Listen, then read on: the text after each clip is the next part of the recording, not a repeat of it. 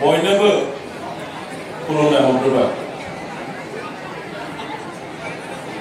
दिनैनि बे बेलासि गोजोन समावहाय रुंसारि रमिला खाख्लारिनि गोसोखां सायनासालियाव आरो जोंनि अबंलावरि बाथौ बोराइनि थाननि खाथियाव 114थि दुलाराय बर' दलनि जि गौमा बे गौमाखौ सालायनाय जोंहा मानव गेदेर आफादगिरि बयजोंबो सिबिजाग्रा मुस्रि अनन्त कुमार बर' बिथां बेवहायनो नुजाफैनो हानाय जोंनि स्थानीय एमएलए बयनिबो मानव गेदेर मुस्रि जादव स्वर्गीयारि बिथां आरोबाव नुजाफैनो हानाय गेदेमा एक्स एमएलए मानव गेदेर शिबचरण बर' बिथां आंजों फैफानाय फंबाय प्रहलाद ब्रह्मजों लोगोसे बे जौसाङाव जिरायनाय दुलाराय बर' फरायसा आफादनि गोबांथार दैदेनगिरि बिथांमोन दुलाराय बर' दलनि गोबांथार गेदेमा सोद्रोमा बिथांमोन आरो बर'जों लोगोसे राभा समाज आरो गुबुन गुबुन समाज दैदेनगिरि गेदेमा बिथांमोन बयनिख्रुइबो बांसिन सिबिजाग्रा आंनि बिमा बिफा आइ आफा आबौ नोंथां गिबियाव आं मोनसे खोथा बुंनानै दोननो लुबैदों बेवहाय नोंथांमोना सासे उन्दैब्लाबो जोबोद मान सन्मान होनानै सासे आलासिखौ लिंहरदों जोंनि कामिनी नार्जारी बिनि फिसालाखौ नोंथांमोना लिंहरदों सौलाखौ नोंथांमोना लिंहरदों दिनैनि मेलाव बेयो जोबोद गिदिर मेहेर गोनां मोनसे खौरां होननानै आं सानो मानो जोबथारनोसै बर'फोरनि हारिमु जोबथारनोसैयाव बिनिनो बिबौ कामिनी नार्जारीनि प्रसेसतायाव जोंनि बे हारिमु मोसानाय दामनाय देनाय मेथाइ खननाय बेखौ जोङो लाखिनो हादों नैबे नोंथांमोननि जि दैखं खोला होननानै बुङो साउदार्न बेंक अफ ब्रह्मपुत्र बेनि मेजेंफारा होनोमोन ना मेजेंफारानि मोसानाय होननानै बुङोब्ला जों उन्दै उन्दैयाव खोनाबोनाय नुबोनाय गोसोआव हाबनानै दङ बे समनिफ्रायसो जोंनि हारिमु मोसानाय दामनाय देनाया हाबफिनदों दासिमबो जोङो कामिनी नार्जारीखौ मोजाङै गोसोखांनो रोङाखै बेनो मोजाङै जोङो श्रद्धा होनो रोङाखै जायखिजाया बे थांबाय दिनै जोंसो आं फंनैसोल' खोथा बुंनो लुबैदों जोंखौ मा होननानै बुंनानै लायो गावनि सिनायथि जों बर' हारि गिदिर हारि होननानै जों बुंनानै लायो नंगौना नङा बर' हारि राजानि हारि होननानै जों बुंनानै लायो नंगौना नङा आंनि बर'खौ बारा बुजियाखै नामा एसे सिरि मोनदों आं जों जाहैबाय बर' हारि गिदिर हारि जों जाहैबाय बर' हारि राजानि हारि बे खोथायाव सत्यता दंना गैया बे खोथाया नंगौना नङा जोंहा जोंनि जारिमिनखौ नागिरनांगौ गिदिर हारि जानोब्ला माबायदि जानांगोन बे हारियालाय गावहानो राव थानांगोन गुबुननि राव बुंग्रा हारि जानो मोननाय नङा गावहानो हारिमु थानांगोन गुबुननि हारिमुखौ आरजि लाग्रा जानो मोननाय नङा गावहानो गावनि बिथा हानि बिगोमा जानांगोन राव मालायनि हाखौ मालायनि हायाव बन्दक लानानै रायजो जाग्रा हारि जानो मोननाय नङा ओरैबायदि हारि जानांगोन बियो बिसोरनि आखु बिसोरनि साननाय हनाय बिसोरनि रीति नीति सारा पृथिवीनि मानसिफोरजों मान सन्मान होजाग्रा जानांगोन अब्लासो बे हारिया गिदिर हारि जागोन जों जे गावखौ गिदिर हारि होननानै बुंनानै लायो गमामायैनो जों नंमारगौना नंमारा जों जुदि इतिहासखौ नायो दानि इतिहास नङा नोङो रामायण महाभारत जुगनिफ्राय जुदि जोङो नायबोयो अब्ला नुयो जोङो गिदिर हारि थारमा जों गिदिर हारि थारमा जोङो रामायणनि खोथाखौ दोनथ' महाभारतनि जुगाव आंथ' सानो आंनि जि रिसार्च वर्क बेखौ आङो हमनानै लायो नोंथांमोननि नैबे जायगाया महाभारतआव जाय बकासुर राजाखौ मानसि जायो होननानै भीमनि दारै बुथारनाय जादों बे ओनसोला बे जायगायानो महाभारतआव कृष्णनि जुगाव बे समग्र ओनसोलखौ कामाख्या होननानै बुङोमोन रायजोफोर दिनैनि बे कामाख्या जि मन्दिर बानायदों बे मन्दिर गंसेल'खौ कामाख्या होना 5000 बोसोर जुदि हमनानै लायो महाभारत जुगखौ कृष्णनि जुगखौ बे समावहाय बे समग्र ओनसोलखौ कामाख्या होननानै बुंदों आरो बे कामाख्यायाव 6 जन राजा दङमोन सोर राजा बियो जे कामाख्या मन्दिरखौ बानायग्रा मा नाममोन बिथांखौ नरकासुर होननानै बुंदों जोङो बर'फ्रा बुङो नारखो राजा नरकासुर जायफ्रा माबा नङा एरियान नङा आर्य नङा अना आर्यफोरखौ राक्षस होननानै बुंदों अना आर्यफोरखौ असुर होननानै बुंदों दा बेवहाय जों बर'फोरखौबो असुर होननानै बुंदों कामाख्या मन्दिर बायदि बानायग्रा बे राजाखौबो नरकाहि असुर नरकासुर होननानै बुंदों ओरैबायदि असुर जे बियो बे पृथिबीनि असुरल' नङा बियो ओरैबायदि असुर नरका असुर नरकासुर माने ओरैबायदि असभ्य माने बिराद गाज्रि जोंखौ नामाकरण होदों बिराद गाज्रि बिराद दिलिगथिनि बे सासे राजा बेनिफ्राय जायखौ बर'सुर होननानै बुंदों बर' माने हाग्रानि असुर बर'सुर न जों बर'फ्रा बेखौ बान राजा होननानै बुंबोदों दिनैबो बिनि रुइन्स बायखोन्दा तेजपुराव दङ जि तेजपुराव कृष्णआ जोंनि अनिरुद्धखौ बासायनो थाखाय जेब्ला उषाजों गोसो थोलायनो राजाया जेब्ला हमथानो बेखौ होबथानो फैनायाव ओरैबायदि अयथासार खालामदों बर'फोरखौ स्लाउटार खालामदों बुथारदों बम्बिं खालामदों दिनै रिसार्चआव मोनाखै जे कृष्णआ एटम माबाखौ ब्रह्मास्त्रखौ बहा बाहायामोन मोनसे जायगाया गोमानानै दं दा बेखौ जुदि नागिरो जों बुङो जे तेजपुरावनो कृष्णआ मोनसे ब्रह्मास्त्रखौ बाहायदों जोंनि बान राजाखौ ध्वंस खालामनो जायनि थाखाय जोंनि बाथौ बोराय शिब जों शिबराय होनना होनबा शिब बाथौ बियो स्वयं नामायबोनानै कृष्णनि एगेइन्स्ट गसंदों आरो जोंनि बर'फोरनि जानानै कृष्णनि एगेइन्स्ट जुद्ध होदों बेखौ गोसोआव ला जायनि थाखाय बर'फ्रा कृष्णखौ फुजा खालाया खोनाबोदोंमोन नामासो मालाबा कृष्णखौ फुजा खालामनाय बर'फ्रा खालायामोन बे खारनाव माने बे जोंनि मानसिखौ स्लाउटार खालामदों बे जोंनि मानसिखौ बम्बार्ड खालामदों बे जोंनि मानसिनि सायाव ब्रह्मास्त्र बाहायदों बेखौ गोसोआव ला 3 नाम्बार जि हिरिम्बाखौ भीमा हाबा खालामबाय गोसो थोनानै बेखौ हाबा जानो गोसो थोनाय गुबुन सेंग्राजों गोसो थोनायखौ हमथानायाव बिनि बिदा हिरिम्बखौ बुलायनानै बेखौ बुथारबाय साथाम बादा सासेया जाहैबाय बकासुर जेब्ला हिरिम्बखौ बुथारबाय बकासुरा चेलेन्ज खालामबाय आं गावनि काजिनखौ बुथारनायनि थाखाय भीमनि एगेन्स्टै दा बेखौ मा खायदा खालामबाय बकासुरालायनो मानसि जायो ओंखायनो जाजानो फैफानानै बकासुरखौ भीमा बुथारबावबाय मिथिदोंना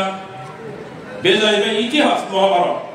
बेनि उनावहाय जेब्ला बकासुरखौबो बुथारबाय सारासान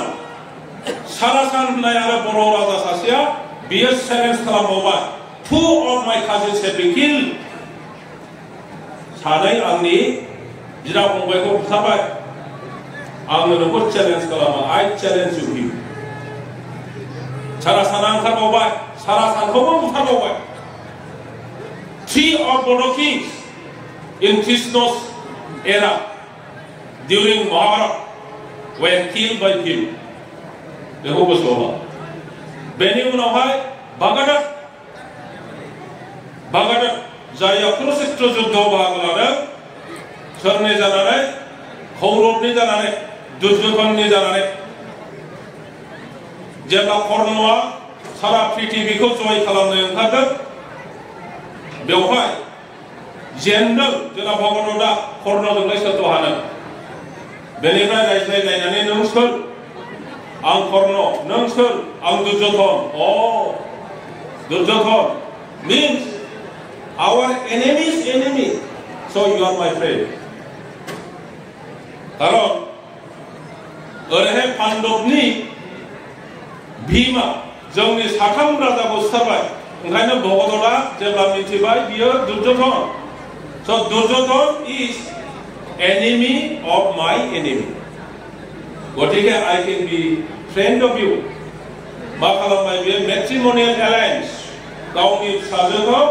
दुर्योधननो हाबा होबाय बे हिसाबै बियो युद्धआवबो बाहागो लाहैबाय बेवहाय बियो थैनांबाय बेनि उनावहाय जोंहा भीमनि फिसाला घटोत्कच बेबो बाहागो लाबाय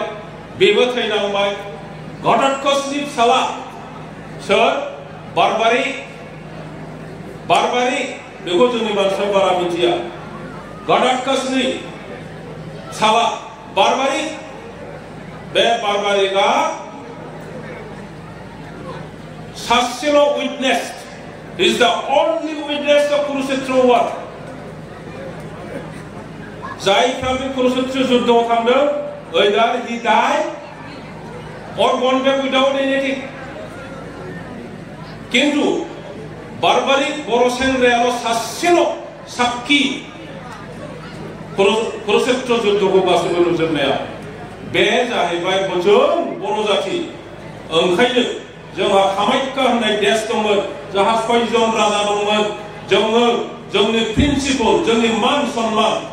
जोंनि रायजो खुंनायनि समग्र आदब खायदाजों जोंनि आयेन बेबस्थाजों अनिरुद्ध बायदि मानसिखौ गावनि फिसाजो गोसो थोला फैनाय सेंग्राखौ जोङो एरेस्ट खालामदों आरो बे मान सन्मान जोंनि आत्म माबानि सन्माननि थाखाय कृष्ण जाय कृष्णखौ कौटि कौटि भारतीय मानसिफ्रा ईश्वर होननानै दिनै भगवान होननानै दिनै फुजा खालामदों बेनि प्रतिबो बे अन्यायनि प्रति जोङो गसंदों जोङो युद्ध होदों कृष्णजों बेखौ गाज्रि होननानै नङा जोङो युद्ध होदों कृष्णजों मानो बिनि अन्यायखौ जोङो गाबथादों जोंनि प्रति जे बियो अन्याय खालामदों बे अन्यायनि एगेन्स्टसो जोङो युद्ध होदों जोङो प्रटेस्ट खालामदों दा बे जाहैबाय बर' फिसाफोर बे बर' ओंखायनो जोङो गिदिर हारिमा जोङो राजानि बंशमा बे खोथाया असत्य नङा जे बर' हारि गिदिर हारि बर' हारि राजानि हारि बियो दिनै गिदिर हारि जानो थाखाय जोंहा मा दङ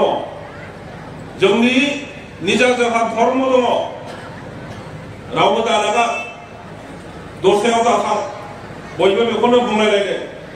जोंनि धर्मआ जाहैबाय बाथौ धर्म other than बाथौ धर्म any धर्म in the world is not धर्म of बर' बेखौ गोसोआव ला बाथौआनो बर'फोरनि धर्म बाथौनि बादै जेसेबां धर्म दं बे पृथिबीयाव बे जोंनि धर्म नङा ईसाईया जोंनि धर्म नङा इस्लामा जोंनि धर्म नङा गुबुना जोंनि धर्म नङा जोंखौ गादबनानै दोनदों जोंनि धर्मखौ ओरैबायदि सेग्ले बेग्ले खालामदों जोंनि जाथिखौ जोङो जोंनि इसोरखौ फुजिनो रोंबोआखै 600 years 600 बोसोर जोंखौ हासा खालामदों जोंनि रावखौ फोजोबनो जोंनि हारिमुखौ फोजोबनो सेस्ता खालामनाय जादों रुपान्तर अफिस बानायनानै जोंखौ हासा खालामदों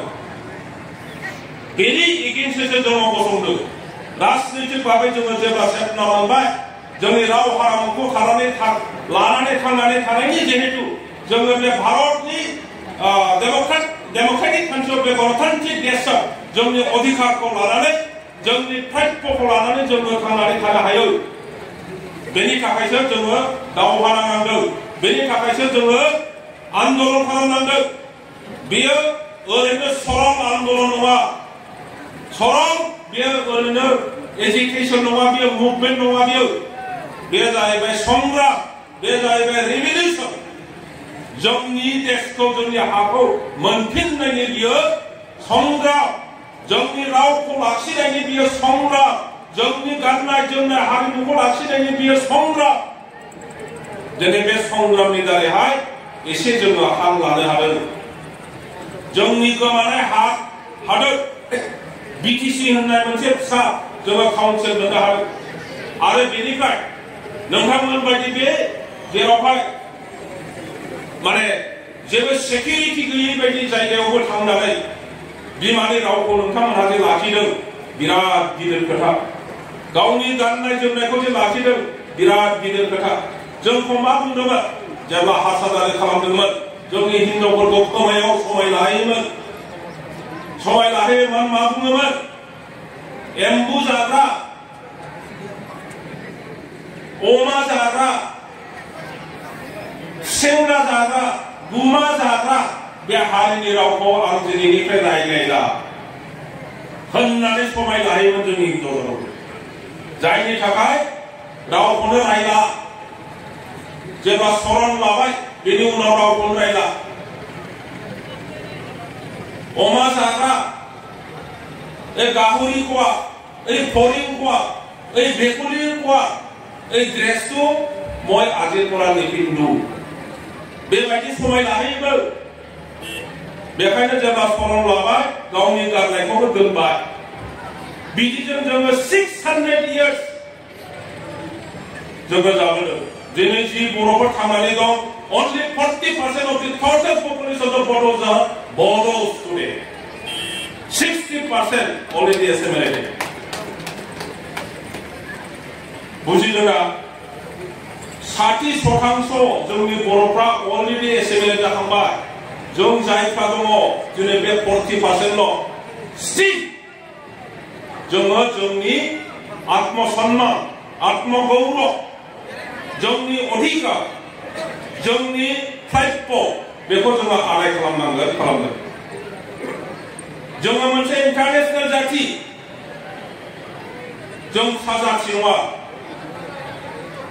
जोंनि मानसिया दासिमबो बांलादेशआव दङ बेवहायबो जोंहा मोनसे काउन्सिल दङ खाग्रासरी होननाय बर'फोरनि थाखाय चिटागं हिल ट्रेक्स CST बेवहाय दाबो बर'फोरनि काउन्सिल दङ जवाहरलाल नेहरूआ रेड क्लिफखौ लाबोनानै भुल पलिटिकेल मेप जुदि आखि होआमोन चिटागं हिल ट्रेक्सआ दाबो बर'फोरनिमोन जोंखौ गावस्रा होजोबदों दिनैसिमबो जाहा नेपालाव दङ जोंनि बिदा फंबायफ्रा नोंथांमोननि गोबां नेपालाव थांबाय नुहैबाय अबस्थाया जेरैबायदि दङ थेवब्लाबो थांनानै दङ गावनि धर्मखौ लानानै गावनि भाषाखौ लानानै गावनि गाननाय जोमनायखौ लानानै हारिनि आसार खान्थिखौ लानानै थांनानै दङ गौरब जानांगौ जों बिसोरनि थाखाय समग्र नर्थ बेंगल सोरनिमोन जोंनिमोन हाजार बोसोराव डेमोग्राफिखौ चेन्ज खालामबाय मालायखौ पलिटिकेल एम्पावार्ड खालामबाय जोंखौ दिखौ समग्र ध्वंस खालामबाय दिनै थेवब्लाबो मिरु जिर'यै नर्थ बेंगलनि बर'फ्राबो गावनि हारिमु राव लानानै थांनानै दं हे आइफोर आफाफोर माब्लाबाबो दाबाव बे इसोरनि मायाया जाथिनि खोथाफ्रा इतिहासा बार बायदि एखमब्ला नोङो गोजोन सुदेम बार बारनाय मोनगोन माब्ला जे जोमै फैगोन बारहुंखाबो फैगोन नों गोग्लैनोबो हागौ नों गोग्लैगोन दसेनि उनावहाय जोबलांफिनगोन आरोबाव बार बारफिनगोन गोजोन बेबायदि जोंनावबो जाति हिसाबै जोङो बहुत बोसोर हयथ' माबा मोनसे भुलनि थाखाय खस्थ' मोनबाय जोङो जुद्धबो होनांबाय हाजार हाजार बिदा फंबाय जोङो थैनांबाय दिनै एसे मोजां सम फैफिनबाय जोंनि धर्मनि सम्पर्के जोङो सिन्था खालामनो हाबफिनबाय जोंनि राव हारिमुनि सम्पर्के जोङो सिन्था खालामनो हाबफिनबाय नोंथांमोननि दुलाराय बर' भारतदला बै समनि गियानि मानसिफ्रा जि बानायनानै गालांबाय आरो बे भारतदलनि दारैनो बर'फोरखौ ज' खालामबाय साबधान साबधान भाषाखौ दाखोमोन भाषाखौ बावनो नाङा गाननायखौ बावनो नाङा बिथांमोना जेरै फोरोंबाय जोंनि फिसाफ्रा बेखौनो सोलोंनानै दिनै बिमा बिफानि खालामनाय बे आदबजों थांनानै थानायनि मोनसे सिमांजों दिनै आगान होबाय बर' रावा जोबनोसैमोन किन्तु दिनै बर' रावजों परीक्षा होनानै फार्स्ट क्लास मोननाय फिसाफोरनो जोङो आर'नाइबो गानहोनो मोनबाय जोंनाव डक्टर गैयामोन माबा इन्जिनियार फरायदोंनो जोंनि फिसाफ्रा रावबो सिन्ताखौनो खालामनो हालामोन मानो दिनै इन्जिनियारनि खोथा दिनै IIM आव दिनै IIT आव दिनै लन्डनाव दिनै आमेरिकायाव दिनै रासियायाव दिनै उक्रेनाव जापानाव चाइनायाव जोंनि गथ' गथायफ्राबो मेरला फरायनानै दङ सोरबा डक्टर फरायदों सोरबा मेनेजमेन्ट फरायदों सोरबाया इन्जिनियारिं फरायदों टेक्न'लजि फरायदों सोरबाया PhD खालामदों बेनो गिदिर हारि जों जे जोब्बायमोन जोबनायनि उनाव जे जोङो गसंफिनबाय दिनै जोङो ब्रेनै साननाय हनाय थाखाजों फैसाजों नङा जानो हागौ धन सम्पतिजों नङा जानो हागौ किन्तु जोंनि साननायजों जोङो एम्पावार जाबाय जोंबो सिन्ता खालामनो हाबाय जोंनि भबिष्यतखौ निर्णय खालामनायनि जि दायित्व जोङो बेखौ उपलब्धि खालामबाय बेखायनो जोंनि फिसाफोरनि गथ' गथायनि भबिष्यतखौ जों निर्णय खालामगोन बिसोरनि अन्धकार भबिष्यत जों गालांनो हाया बिसोरनि भबिष्यतखौ जोङो मोजां खालामनानै गालांगोन राजनितिका जेरैखि जाया बे ग्लबेल बे इन्टारनेशनेल जाथि मोनसेयाव राजनितिका एखे धरननि खाना जानो हागौ नोङो बांलादेशआव दुधनिनि पलिटिक्स खालामनायबा जानाय नङा नोंनि त्रिपुरायाव अबेबा BTCनि राजनिति खालामनायबा जानाय नङा बेंगलाव आसामनि राजनिति खालामनायबा जानाय नङा नोंनि नेपालाव अबेबा बांलादेशनि राजनिति खालामनायबा जानाय नङा बेखायनो जोङो बर' हारिया जेरावहाय जोंनि राव हारिमु थुनलाइ गासैखौबो लानानै थांनानै थानो हागोन बेबायदि राजनिति बे जायगायाव जोङो खालामनांगोन आं बेखौनो मिन खालामदों जे BTCआव जि राजनिति जोङो खालामगासिनो दङ बेयो नेसासारि नङा जे नोंथांमोना बे दुधनैयाव बे दैखं खोलाहा BTCनि राजनितिखौनो फल' खालामनांगौ दिस इज नट नेसेसारि नोंथांमोनहा बे जायगायाव थांनानै थानो सास्टेनेबल पलिटिक्स खालामनायनि अधिकारा नोंथांमोनाव दङ बेखौ साननो हानाय केपासिटियाबो नोंथांमोनाव दङ ओंखायनो बे आइडियाखौ नोंथांमोना एप्लाइ खालामनायनि अधिकाराबो नोंथांमोनावनो दङ आं गोलाव बुंफ्रांबाय मानाव गेदेर गेदेमा नोंथांमोन आरो आंनि बिब' बिनानाव बिदा फंबाय नोंथांमोन जाहा सावरायनांगौआ गोबां दङ गेलेनाय बिथिङाव जोंहा सावरायनांगौ जोंनि मोसानाय दामनाय देनायनि सायाव जोंहा सावरायनांगौ जोंनि धोरोमनि सायाव जोंहा सावरायनांगौ जोंनि थुनलाइ बिनि सायाव जोंहा सावरायनांगौ जोंनि जारिमिननि सायाव जोंहा सावरायनांगौ जोंनि मेडिसिननि सायाव जोंहा जि अरेल मेडिसिनेल नलेज दङ जोंहा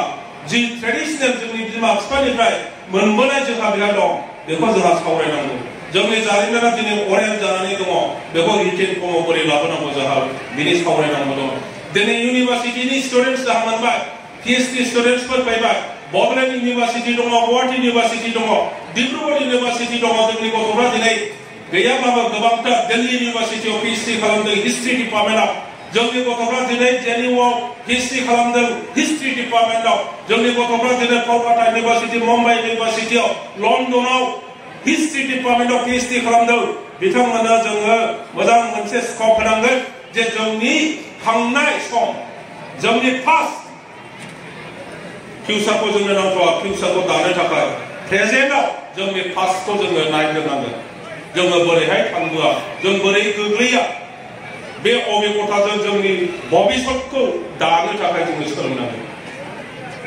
गोलाव बुंथारबाय बयनोबो गोसो सिंनिफ्राय आरोबाव सिबिनाय हरबावनानै आंनि बुंनायखौ फोजोबबाय गोजोन्थों